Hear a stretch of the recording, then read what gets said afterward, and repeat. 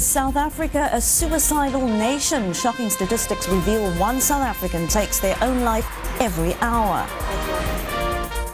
The President uses Reconciliation Day to call for a common national identity. And a rags to riches ending for Silver Stars as they scoop the country's most lucrative soccer prize.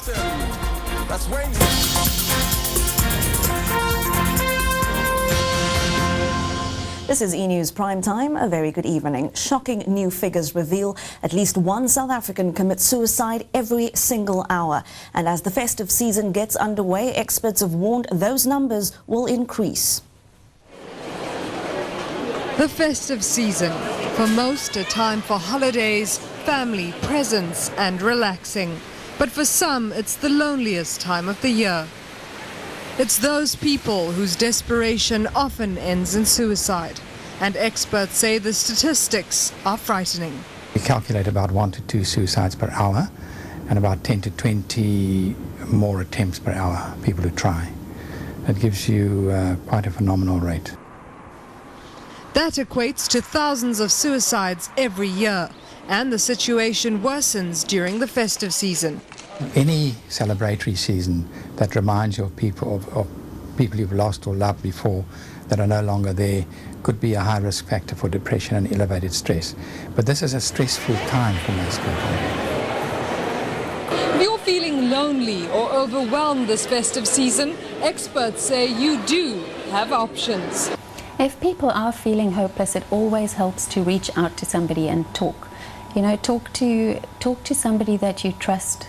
If there's nobody that you can think of, there are services like Lifeline that are available 24 hours a day, 365 days a year. People who man the phones are trained counsellors and every call is confidential. Scheherazade Safla, E-News, Cape Town.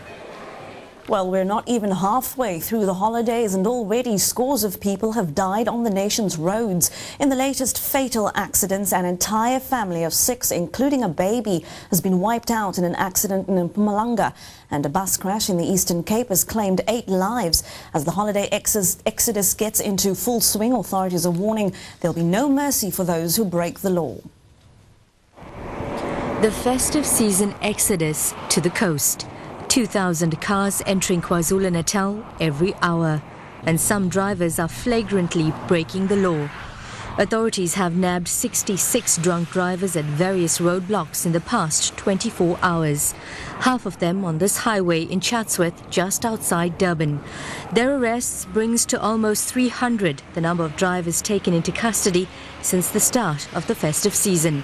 The total will rise as traffic officials kick into festive season overdrive, increasing visible policing and roadblocks. And there's no dodging them, with uniformed officers policing all possible escape routes. Arrest, time behind bars and criminal prosecution. That's the price of having a few drinks before getting behind the wheel of your car. Even worse, a fatal accident. 76 people have already died on our roads this festive season, and authorities say they'll be doing everything they can to ensure that number doesn't rise. Vanessa Govender, E-News, Durban.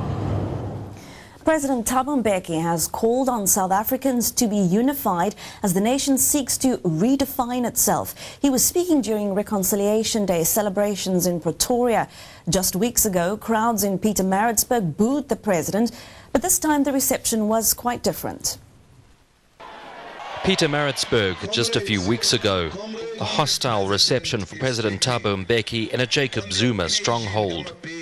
Crowds booed him as he took to the stage, and the ANC threatened a lifetime ban for the offenders. But a different picture at Reconciliation Day celebrations in Freedom Park. I love you too. Mbeki viewed the memorial component of Freedom Park, dubbed isikhumbuzo, including a special memorial wall with its 68,000 names commemorating struggle heroes.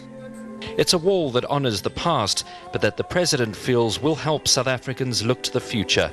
I'd like to assure the nation in its entirety that we will continue to do what we've done in the past 12 and a half years.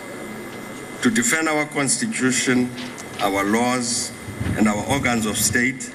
Mbeki has urged South Africans to embrace a common vision as the nation seeks to redefine its identity. The daughter of a prominent businessman has praised police for rescuing her from a kidnap ordeal. The teenager was abducted from Cape Town's landmark township restaurant Mzoli's. Her father owns the popular venue. She had been freed and returned to her family, and police have arrested 4 suspects. They'll appear in court on Monday. Friends and family celebrate Sisanda Nwawuzele's return. Her father, well-known restaurateur Mzoli Nwawuzele, allegedly received a phone call on Monday demanding a 300,000 rand ransom. Cell phone records helped police track Sisanda down to this townhouse in Parklands. They found her bound and dehydrated, but otherwise unharmed. I'm never scared. That's the thing. I'm never scared. I've been through so many things, so fear is not my thing. Yeah. I only fear my parents. Yeah. Police have arrested 2 men and 2 women for the kidnapping. They will appear in court on Monday. Their alleged victim and her family are trying their best to put a positive spin on the ordeal. I don't know. I'm out of words. I'm very thankful.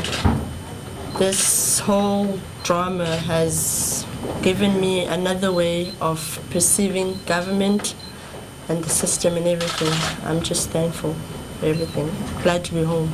We're very happy to have Sisanda back home.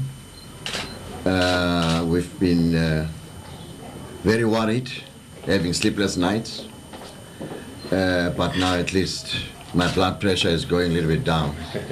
Yeah. Nwawuzele says he will be at court to support his daughter on Monday. When E-News Prime Time continues, Brett Kebble's family heaps scorn on the theory that his death was an assisted suicide.